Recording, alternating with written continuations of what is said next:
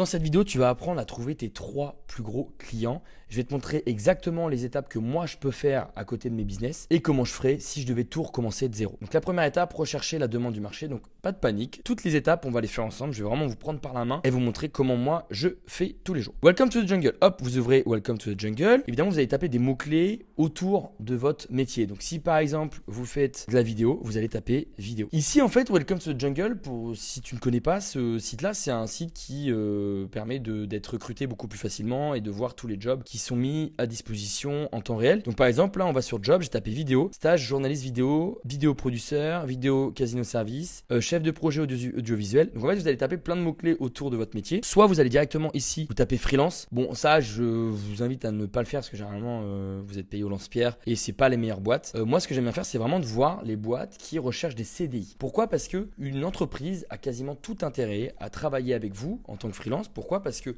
si par exemple vous faites une facture de tous les mois de 2000 €, eh bien l'entreprise elle paye uniquement 2000 €. Si elle vous recrute, eh bien elle va vous payer peut-être 2000 €, vous allez payer de l'impôt sur ces 2000 € là, et en plus de ça, l'entreprise devra payer quasiment le double de charges patronales. Donc elle est ultra perdante. Donc autant montrer que vous êtes expert, que vous êtes freelance et que vous pouvez facilement vous adapter au marché et à la demande de votre client. Donc moi ce que je fais, c'est d'aller trouver les meilleures boîtes, des boîtes qui peuvent vous intéresser. Donc par exemple, on peut cliquer sur ça, on voit que c'est un stage, mais ok, on peut se dire, ça peut être sympa de leur proposer, voilà, au lieu de entre 1000 et 1400 €, vous pouvez très bien dire, voilà, moi je fais une facture tous les mois de 1000 € et je vais montrer ce que je peux faire. Maintenant, une fois qu'on a fait ça, donc je vais faire une petite liste. Donc je vais m'offrir par exemple un Notion. Je vais mettre liste des boîtes avec lesquelles je veux bosser. En gros, je fais ça vite. Hop, je vais faire une liste. Donc la première, c'est Lyft. Je vais mettre ici, c'est comme ça que je fonctionne tous les jours. Je fais ça, je vais sur le site de la boîte. Hop, ok, ici, bam, tac. Et là, je vais faire plein de listes. Donc pendant 1 heure ou 2, je vais aller sur Welcome to the Jungle. Et je vous ai aussi marqué Collective Work. Pourquoi ? Parce que Collective Work, c'est un peu plus orienté freelance. C'est une super plateforme. Hop, je peux taper pareil vidéo. Ok, marketing vidéo artiste. Envie de monter des vidéos fun et créatives. Ok, bon, on peut faire ça. 300 € par jour, super. Lucie, ça, hop, je vais faire ça, tac. Et je vais venir pareil, mettre le site de l'entreprise. Hop, on copie-colle. En gros, je vais faire une liste. Une fois que je vais trouver les meilleures entreprises, eh bien, on va avoir la deuxième étape. Donc, on va sélectionner les 3 meilleures entreprises. Quand je dis les 3 meilleures entreprises, ça dépend de plein de facteurs. C'est ultra personnel, c'est en fonction de vous. Ça dépend du budget, ça dépend de vos intérêts perso. Par exemple, je sais qu'il y en a qui sont peut-être super intéressés et super drivés par la mission du prospect. Donc, je ne sais pas si ça peut être dans l'écologie, ça peut être dans la politique, ça peut être dans le journalisme, etc. Donc, ça, c'est vos propres intérêts. Moi, je sais que je n'ai pas forcément beaucoup d'intérêts perso à ce niveau-là. Moi, ce que j'aime bien, c'est que je suis très drivé par l'argent, donc je vais plus regarder le budget et je vais regarder quand même aussi l'équipe. Si c'est une équipe qui est assez jeune, assez dynamique, j'y vais à fond. Si je vois que c'est une équipe qui est un peu plus réservée, un peu plus introvertie et qui ne sont pas forcément attirés par des jeunes comme moi, bon je vais la mettre de côté. Ok. En fonction aussi de la mission, on va évidemment optimiser cette liste. Tiens, si je vois que cette boîte là me plaît pas, je vais la supprimer. Et petit à petit, on va faire une liste de 20, 30 boîtes et puis à la fin vous en avez 10 et sur ces 10, on va les prospecter à fond. Du coup, la troisième étape, c'est quoi ? C'est de faire gratuitement ce que l'entreprise est prête à payer. Si on revient par exemple sur Lyft,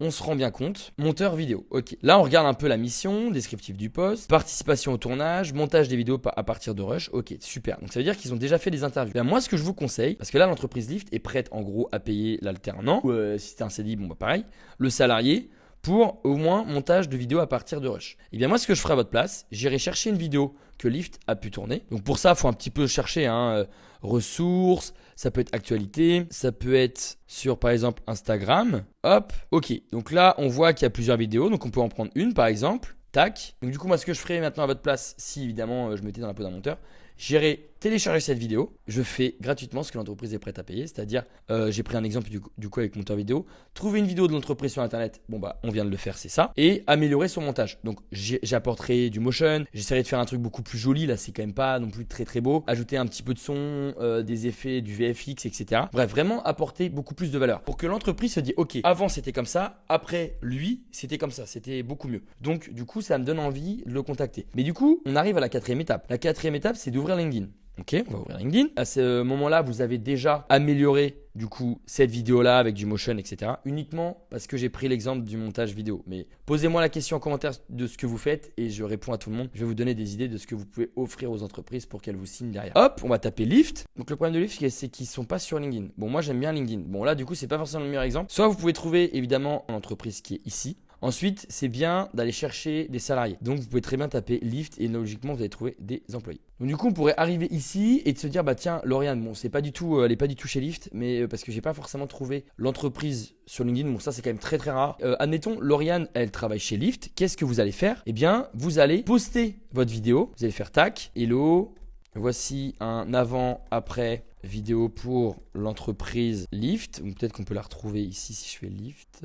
Ah si, elle est là. Hop, Lyft. Ok. Donc du coup, on peut très bien arriver et taper. Donc hop, on arrive ici. On peut voir les 2 à 10 employés.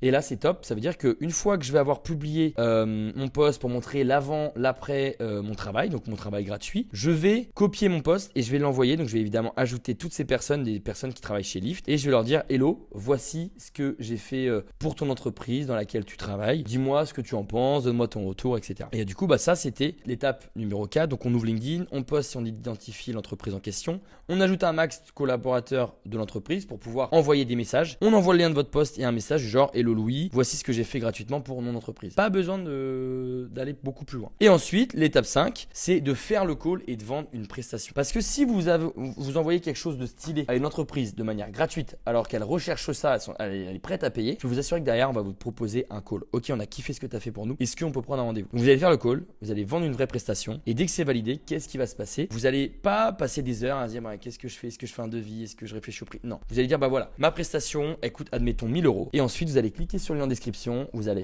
aller chez Abi et vous allez créer une facture pour recevoir l'argent dans les moins de 24 heures. Ne commencez pas à travailler avant même de recevoir de l'argent. Vous êtes une entreprise. Vous n'êtes pas là pour attendre et courir après tout le monde pour recevoir de l'argent. Vous travaillez uniquement si vous avez le cash à 100% avant. Je sais que ça fait peur, je l'ai toujours fait, sauf au début évidemment. On m'a jamais dit quoi que ce soit sur cette méthode de fonctionnement. Hop, tu cliques sur le lien en description. Évidemment, tu as moins 25% sur le lien avec le code YouTube25 sur tous les abonnements d'Abi. Abi, c'est pas uniquement un logiciel pour créer des devis et des factures, c'est aussi un logiciel de productivité pour gérer tes tâches, ton suivi de temps, tous tes projets. Donc voilà, on a signé, on n'a pas signé. Pour avoir tous tes contacts, tes clients, etc. C'est top si tu veux justement avoir tous tes clients dans un seul logiciel. C'est évidemment l'outil le plus utilisé par les auto-entrepreneurs pour la comptabilité, pour voir tes transactions, avoir un livre comptable. Donc là, on peut voir les ventes de biens, les prestations de services, les prestations de services artisanales, les débours, les déclarations, ça, donc c'est automatique. Vous avez juste à remplir tous les jours ou tous les mois votre logiciel de comptabilité, donc Abi. Et ensuite, Abi gère directement la déclaration URSSAF, la déclaration de TVA si vous la facturez. Aussi la déclaration aux impôts, donc si vous avez peur de faire des erreurs, Abi s'occupe de tout. Utilisez bien mon code promo, c'est YouTube25. Et du coup, on fait nouvelle facture, tac. Soit c'est déjà un client, soit c'est une opportunité, donc ça veut dire que ça sera un nouveau client.